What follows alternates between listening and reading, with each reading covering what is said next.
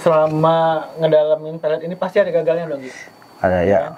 Apa aja sih yang menjadi penyebab kegagalannya itu, Ki? Satu, karena mereka meragukan ataupun banyak masukan-masukan dari sekelilingnya, ataupun mereka merasa tidak sabar, tidak tenang, akhirnya mencari jalan pintas lain seperti diramal, baca tarot atau apa. Nah, itu di saat mereka mendapatkan insight dari luar lagi, itu membuat keyakinan mereka itu menurun. Dan akhirnya di saat mereka udah meragukan kapasitas kualitas gua tidak akan menjamin pelet ini akan berhasil. Kalau untuk penyebab kegagalan dari pelet sendiri itu biasanya balik lagi, kalau kita kan udah lakukan evaluasi, kita udah lakukan sesuai dengan standar, yang tidak kita beda-bedakan, setiap klien itu ritualnya sama. Kecuali ada yang meminta eksklusif, nggak mau diganggu, cuman dia doang. Jadi nggak usah terima dulu, Ki, kata dia, klien lain. Cukup prioritaskan saya dan selesaikan hajat saya dulu, kata dia. Dan dia berani ibaratnya mengeluarkan biaya lebih gede lah gitu. Ada juga yang gagal itu dikarenakan si peminta ini terlalu menggebu-gebu, tidak menjalani treatment ini dengan baik, yang treatment saya kasih saat konsultasi. Terlalu pengen ini cepat jadi nih. Terlalu pengen cepat jadi, nggak sabar, yang akhirnya itu menyalahkan, kenapa nih gini-gini, kenapa gini-gini gitu loh. Ya kenapa, Ki? Nah, kenapanya itu bisa dibilang dia terlalu bucin. Dia terlalu bucin, terlalu mengharapkan, nggak bisa tenang. Sedangkan kita butuh ketenangan juga di saat ritual, dan seperti itu juga dia harus tenang juga. Makanya ada yang bertanya, peletnya dijamin nggak, katanya. Saya akan menjamin pelet ini 100% kalau di saat tidak ada keraguan dari si peminta gitu. Oke. Berarti balik-baliknya tetap ke kliennya juga ya, Ki ya? Iya.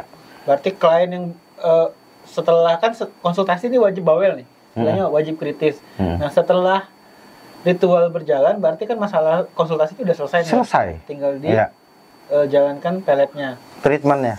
Dia menjalankan treatmentnya, saya menjalankan ritualnya.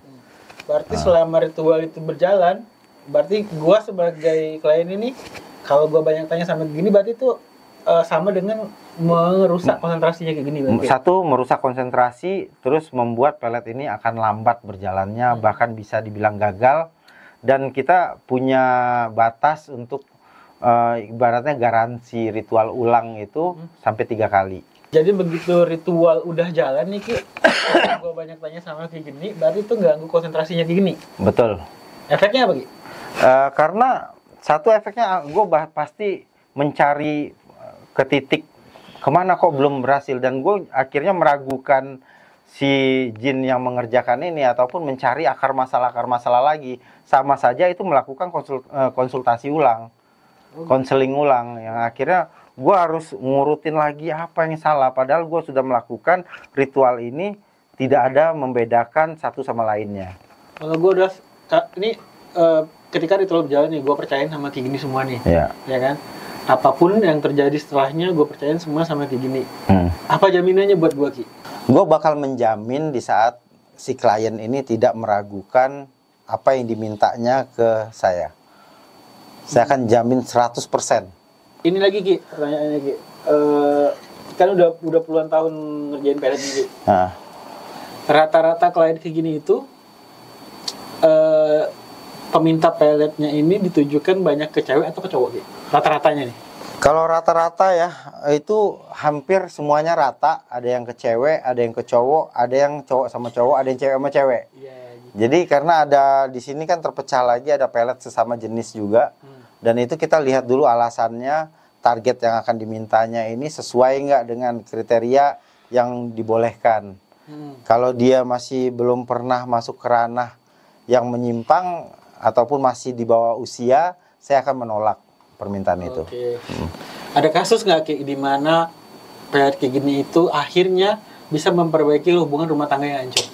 Jadi pelet itu kan ada sesi konsultasi, di mana di situ kita mencari akar masalah dulu, yang akhirnya kekurangan dari rumah tangga ini seperti apa, apa yang sudah dilakukan, apa kekurangannya.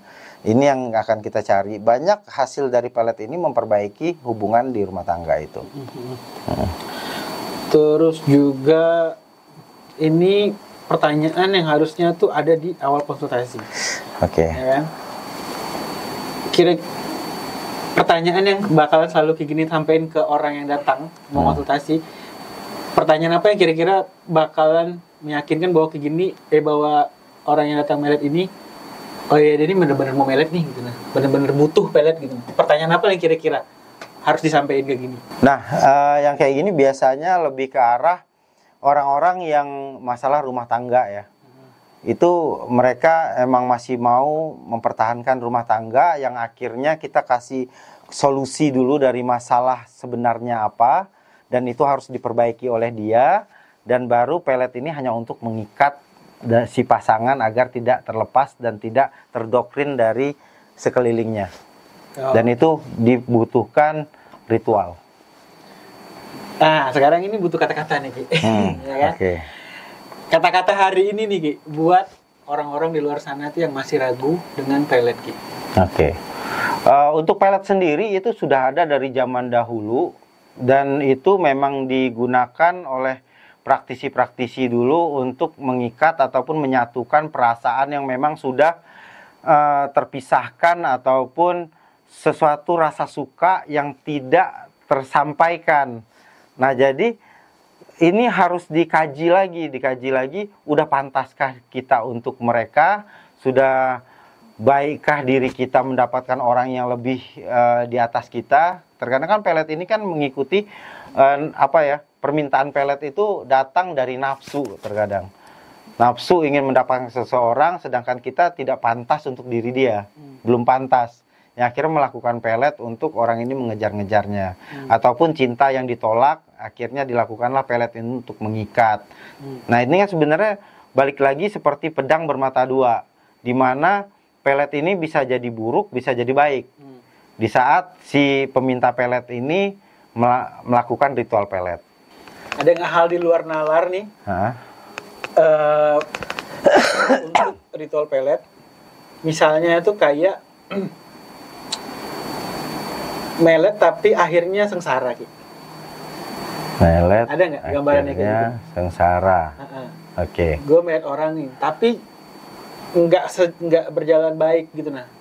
Akhirnya itu bukannya jadi pasangan yang benar, malah hancur-hancuran akhirnya. Ada nggak kasus kayak gitu, Ki? Ada kasus yang seperti itu, orang minta pelet, akhirnya itu menjadi sebuah sebuah masalah besar bagi dia ke depannya. Karena dia tidak bisa mengikuti saran ataupun solusi yang di saat konsultasi ini dikasih. Jadi tidak bisa menjalankan treatment. Harusnya orang ini merubah dan mempercepat untuk memperbaiki suasana ke depannya, karena kan tidak selamanya pelet itu 100% ada di diri si target. Jadi dia naik turun. Oh iya. Nah, jadi di saat frekuensi peletnya menurun, alam sadarnya naik, itu bisa terjadi sebuah penolakan ataupun sebuah bentrok atau bisa dibilang nggak terima nih dirinya. Kok gua sama lu yang bertahun-tahun, sedangkan lu kayak gini gitu loh, lu kasar ke gua, lu cuek ke gua, lu kayak gini ke gua, tidak memanusiakan manusia. Nah, di saat sadarnya tadi naik, itu yang berbahaya. Itu yang membuat keadaan itu menjadi kompleks dan malah jadi berantakan dan bikin pusing gitu. Berarti kalau nggak dimanusiakan dengan baik, berarti tingkat kadar pelet ini bisa menurun ya, dia? Ya, kalau kita tidak mentreatmentnya dengan baik, pelet ini bisa menurun. Dan kita nggak pernah tahu pasangan kita yang kita pelet ini dia komunikasi sama siapa, dengan siapa gitu. Itu bisa berdampak buruk. Ada pertanyaan penutup nih, Ki. Oke. Ini pertanyaan menarik banget. Pamungkas ya? Ya, pamungkas. Oke. Gue datang ke lu nih, Ki, buat minta pelet nih, minta jasa pelet lu gitu. Nah, ketika udah kena nih, cewek target gue itu, dia cerita sama lu. Oke. Ki, kayak gue kena pelet nih, Ki. Lu nyikapnya gimana, Ki? Gue bakal menjawab secara profesional, tidak memberitahukan sesuatu tentang privasi dari si peminta pelet. Oh iya. Pasti sikapnya pasti profesional, dan akan mengarahkan bertanya kembali apa yang lu rasakan. Lu merasa nyaman, suka, atau memang sebenarnya lu nggak suka. Kalau efek pelet ini udah ada di si target, ini udah paling enak untuk meluruskannya lagi. Ya udah terima aja, karena dia memang sudah totalitas untuk mendapatkan lu. Oke. Dan lu harus menerima itu, dan ya gue nggak pasti wah mentang-mentang dibayar juga sama ini gue harus kerjain juga, enggak.